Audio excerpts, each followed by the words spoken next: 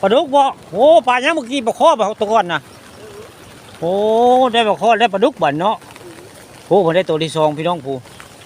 ตัวนึงได้ปลาข้อได้บ่อนี้ได้ปลาดุกได้ผู้ตัวบักใหญ่มันเนาะนายเนาะมันโอ้ปลามันตื่นน้ำเนาะปลาตื่นน้ำมันก็คือว่าแล้วปลาตื่นน้ำ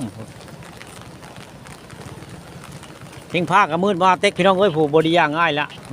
มืดมาทางผู้ใด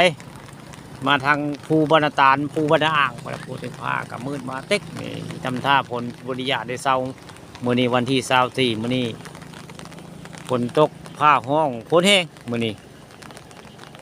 ฝนตกเดือน6พี่น้องนี่ฝนตกเดือน6ได้ใกล้สิฮอดบุญบังไฟบ้านอ่างฝนก็ตกได้ปีนี้บุญบังไฟบ้านอ่างเด้อพี่น้องเด้อวันที่9ได้มีมวย15คู่ได้มวยยิง5คู่ทั้งหมดแล้วก็มีหมอลำซิ่งกลางเวนเด้อวันที่9บุญบังไฟบ้านอ่างตำบลนาตาลได้ผู้ค้ามาเอาภาพฝนตกอยู่วันพกษาตำบลนาตาลแต่มาว่ามากล่าวเรื่องงานบุญบ้านอ่างตำบลนาตาลมาว่าบรรจาได้วันที่9จะมีงานบุญได้พอดียกยอเนาะนายเนาะพอดียกยอได้นี่คักบางเล่นนี่